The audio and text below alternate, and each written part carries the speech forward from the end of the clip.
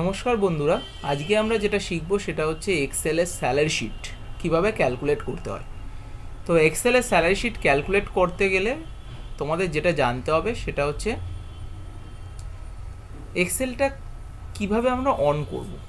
কিছুই না, Excel on করার জন্য তোমাকে জাস্ট স্টার্ট বাটনে প্রেস করতে হবে। স্টার্ট বাটনে ক্লিক করার পর এখানে তুমি টাইপও করতে পারো এমএস এক্সেল, বা তুমি এখানে অল প্রোগ্রাম স্টার্ট থেকে অল প্রোগ্রামস, তারপর অ্যাক্সেসরিজ, তারপর মাইক্রোসফট অফিস, সেখান থেকেও এক্সেল খুলতে পারো। তো আমরা এখানে নিচে এক্সেল খুলে নিয়েছি, এবং এক্সেলে এখানে স্যালারি শিট অফ এমপ্লয়ি আমরা রেডি করব। এখানে employee code, employee name, department, basic আমরা লিখে নিয়েছি, এবং আমরা কি বার করব, ডিএ বার করব, টিএ বার করব, পিএফ বার করব, গ্রস বার করব, পি ট্যাক্স, নেট এবং বোনাস বার করব। আচ্ছা, ডি এর ফুল ফর্ম কি?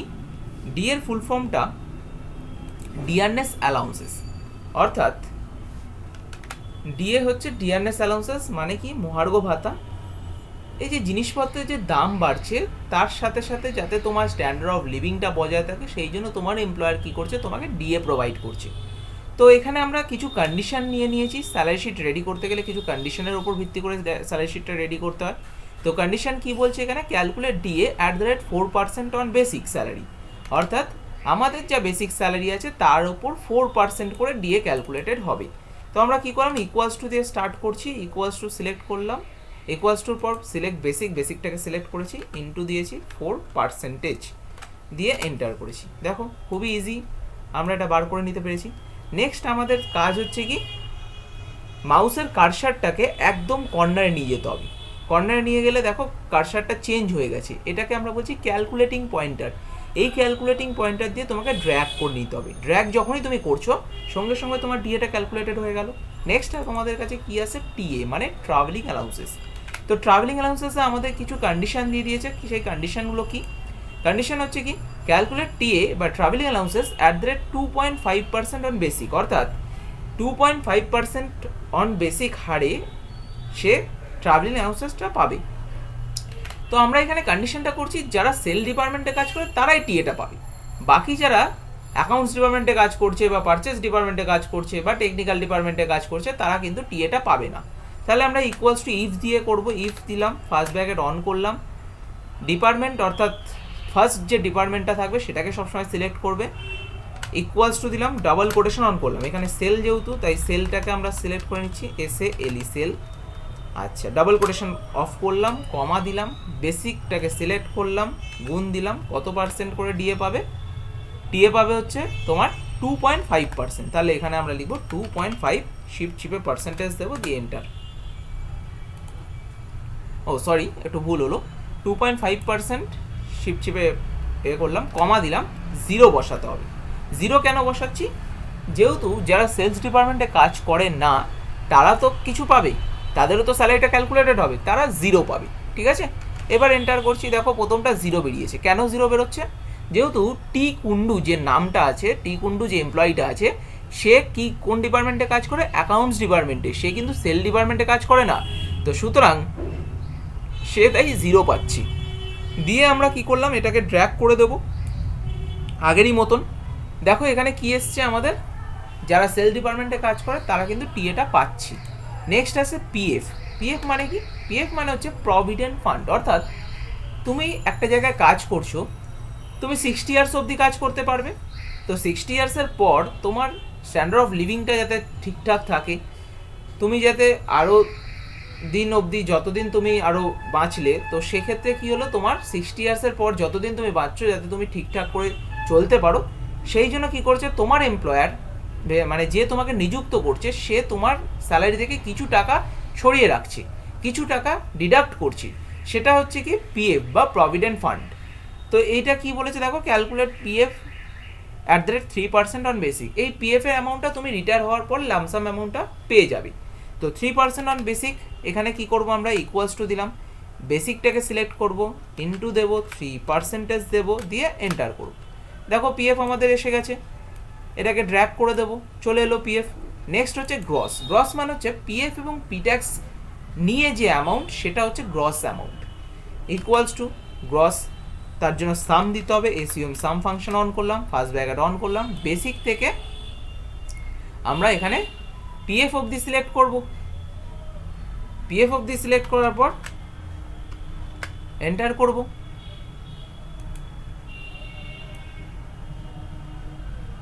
গ্রসটা আমাদের বেরিয়ে গেল। নেক্সট আমাদের কি বলছে দেখো তো, নেক্সট আমাদের বলছে পি ট্যাক্স। পি ট্যাক্স মানে কি? পি ট্যাক্স মানে হচ্ছে প্রফেশনাল ট্যাক্স। প্রফেশনাল ট্যাক্স কি বলছে? @1% অন গ্রস স্যালারি, অর্থাৎ তুমি যা গ্রস স্যালারি পাচ্ছ তার উপর 1% হারে তোমাকে পি ট্যাক্স দিতে হবে। তো ইকুয়ালস টু দিচ্ছি, গ্রসটাকে সিলেক্ট করছি, ইনটু দিলাম 1% দিলাম, দিয়ে এন্টার করলাম। দেখো পি ট্যাক্স বেরিয়ে গেল বা প্রফেশনাল ট্যাক্স বেরিয়ে গেল। প্রফেশনাল ট্যাক্সটা হচ্ছে তুমি যে কোনো জায়গায় তুমি কাজ করছো, তুমি একটা ইনকাম করছো, সেখান থেকে তোমাকে কি করতে হবে? গভর্নমেন্টকে কিছু টাকা পে করতে হবে। কেন গভর্নমেন্টকে কিছু টাকা পে করছো? কেন? গভর্নমেন্ট যে সমস্ত উন্নয়ন ঘটাচ্ছে বা যে রকম ধরো তোমার রেল, ব্রিজ এগুলো যে তৈরি করছে, এইগুলো করার জন্য তুমি কি করছো? গভর্নমেন্টকে কিছু টাকা পে করছো, অর্থাৎ ট্যাক্স হিসেবে পে করছো। এটাই হচ্ছে প্রফেশনাল ট্যাক্স বা পি ট্যাক্স। নেক্সট আসছে কি নেট। নেট মানে হচ্ছে গ্রস থেকে যদি তুমি পিএফ এবং পি ট্যাক্স বাদ দাও তাহলে তুমি নেট অ্যামাউন্টটা পাবে বা নেট স্যালারিটা পাবে। তো তার জন্য তোমাকে ইকুয়ালস টু দিতে হবে, দেওয়ার পর গ্রসটাকে সিলেক্ট করতে হবে, একটা মাইনাস দেবে, পিএফটাকে পি ট্যাক্সটাকে সিলেক্ট করবে, মাইনাস দেবে, পিএফটাকে সিলেক্ট করবে, দেওয়ার পর এন্টার করবে। নেট অ্যামাউন্ট বেরিয়ে গেল, অর্থাৎ গ্রস থেকে যদি পিএফ এবং পি ট্যাক্স বাদ দাও তাহলে তুমি পাবে কি? Net salary. এই নেট স্যালারিটা ড্র্যাগ করলাম, ড্র্যাগ করলে আমাদের কি এলো? বেরিয়ে গেল। নেক্সট হচ্ছে বোনাস। বোনাস আমরা সকলেই জানি, বোনাস দিওয়ালির আগে বা পুজোর আগে আমরা সকলেই জানি যে বোনাস পাওয়া যায়। তো বোনাসের আমাদের এখানে কন্ডিশনটা যেটা দিয়েছে, provide bonus 9,000 to those employee whose basic salary greater than 10,000 and rest will get ₹5,000। অর্থাৎ যারা 10,000 টাকা যাদের বেসিক স্যালারি আছে তারা কত টাকা পাবে? বোনাস 9,000 টাকা। আর যাদের 10,000-এর নিচে আছে বেসিক স্যালারি তারা কত পাবে? 5,000 টাকা। চলো করি, equals to if first bracket on করলাম। আচ্ছা, তার আগে আমাদের যেটা বলে রাখা দরকার বন্ধুরা, তোমরা যে এই ভিডিওটা দেখছো এটাকে বাড়িতে অন্তত 2 থেকে 3 বার প্র্যাকটিস করবে।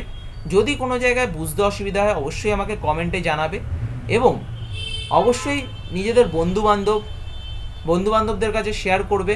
বন্ধুবান্ধবদের কাছে শেয়ার করে তারাও যেন দেখতে পারে, তারাও যেন এই সমস্ত ভিডিও যে টিউটোরিয়াল যেগুলো রয়েছে, আমার চ্যানেলে আরও টিউটোরিয়াল আসবে, এই টিউটোরিয়ালগুলো যেন তারা শিখতে পারে, তারা যাতে এক্সেল, ওয়ার্ড, পাওয়ার পয়েন্ট এগুলো যাতে তারা শিখতে পারে। তো কাইন্ডলি একটু এটাকে শেয়ার করবে, লাইক করবে এবং অবশ্যই করে কমেন্ট করবে। যদি তোমাদের কোনো জায়গায় বুঝতে অসুবিধা হয় তো সেটাও তোমরা জানাবে, এবং যদি কোনো জায়গায় মনে হয় যে না এই জায়গাটা আরেকটু ডিটেলসে জানালে ভালো হতো তো সেই জায়গাটাও আমাকে বলবে।